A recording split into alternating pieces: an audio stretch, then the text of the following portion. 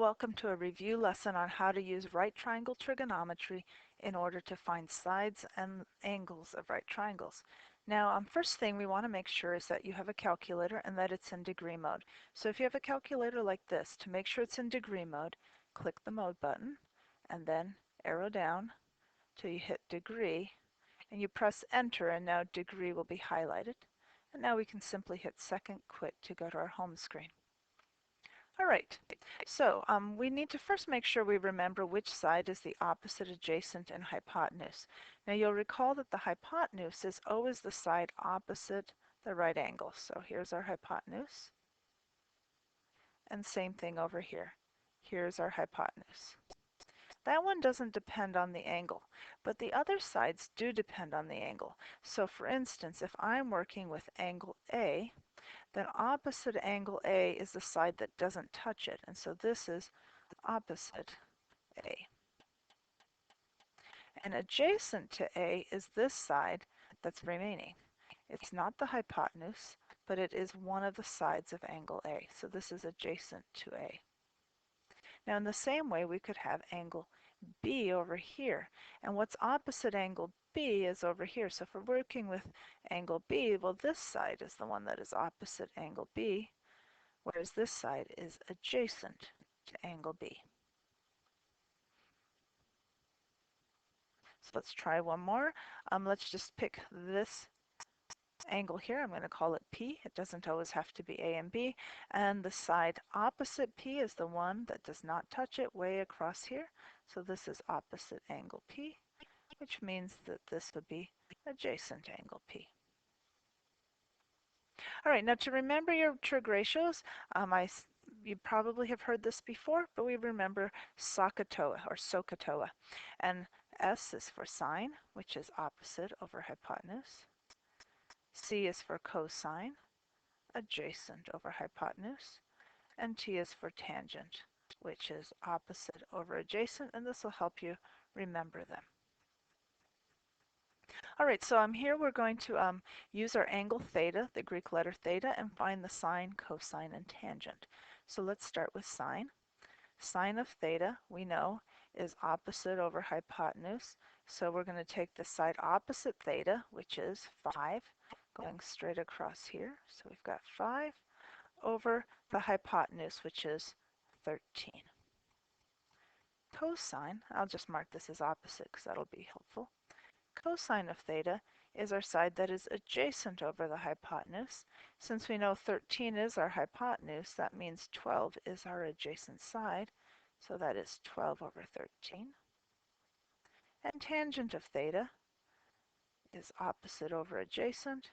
And so opposite side we already have marked as 5, and the adjacent side is 12.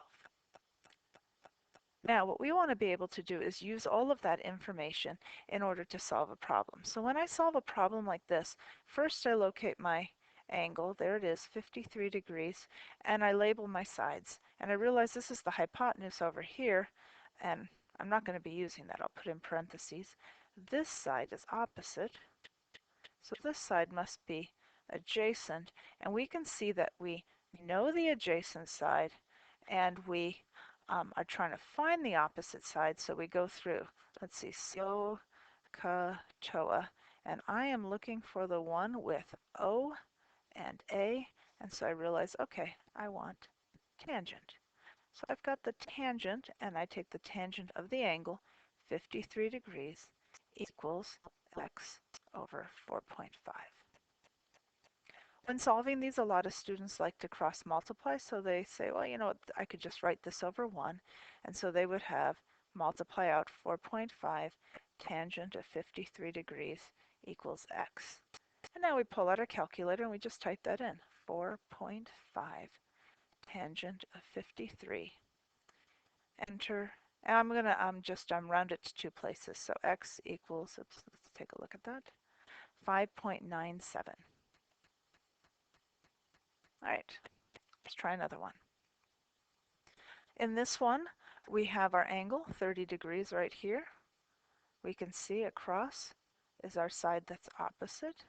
And we should recognize that this side is opposite the right angle, so it must be the hypotenuse. So I want the one with O and H. And as I start, so there it is, O and H. So I have sine of 30 equals my opposite side, x, over my hypotenuse, 5.6. Same thing again, cross multiply, x equals 5.6, sine of 30. Now it's calculator ready, and we'll throw it in our calculator. 5.6 sine of 30, and that gives us the answer of 2.8.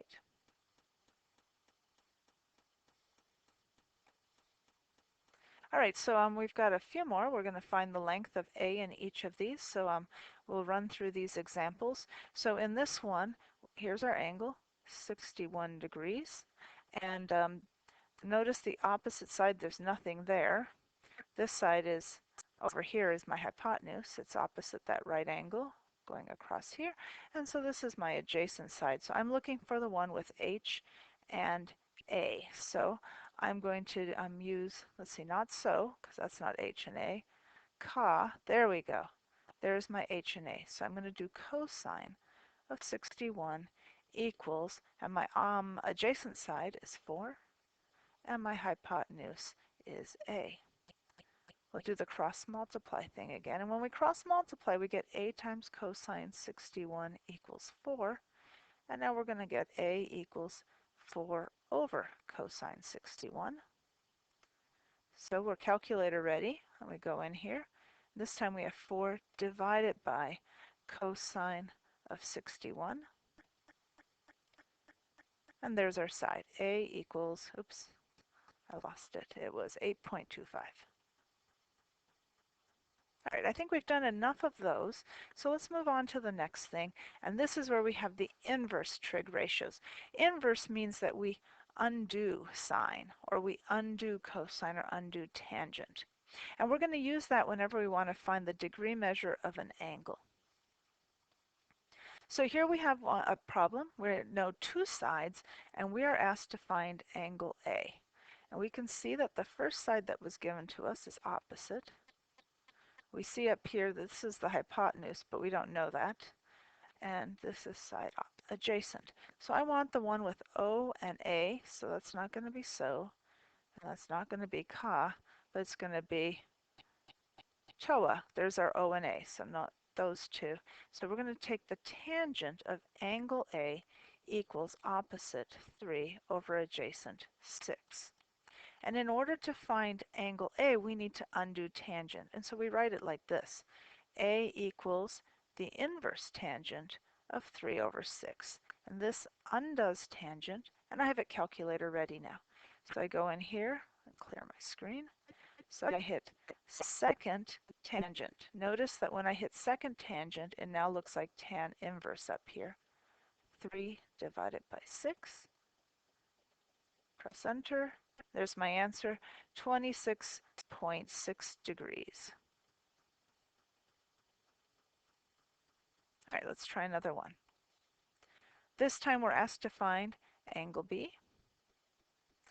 And so we go across. That's our side opposite. And across from the right angle, there's my hypotenuse. And so I'm working with opposite and hypotenuse. And oh yeah, that's so. So sine of angle B equals my opposite side, 3 over 13. Same idea again, I need to undo sine, so B equals the inverse sine of 3 over 13. And so again, we're calculator ready, so we can hit second sine.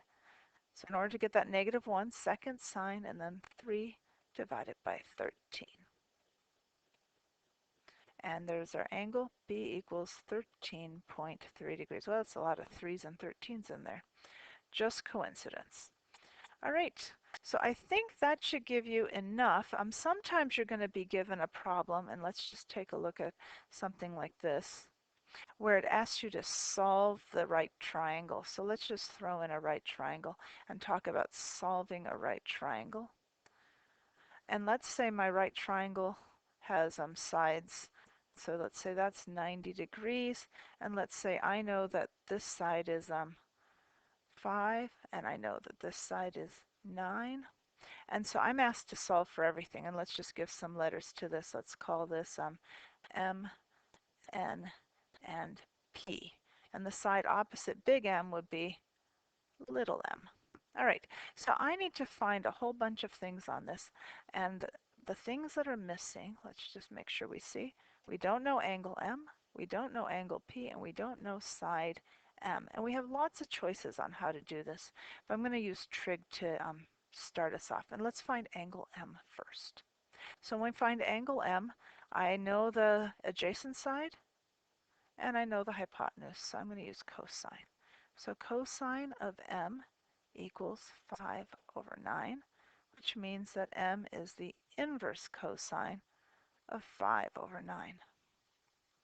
So if I go in here, second cosine 5 divided by 9 gives me 56 point, oops, I lost that, 25 degrees. Now, I know that this is a triangle and my angles add up to 180, so I can find angle P. Angle P is going to be 180 minus 90 minus 56.25 because this one is 90 and this one is 56.25. So I go in here and let's clear the screen. 180 minus 90 minus 56.25 gives me 33.75. Oops.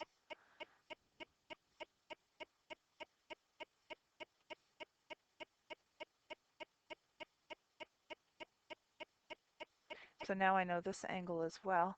And the last thing to find is side M. And I have a choice. I could do Pythagorean theorem. That will work.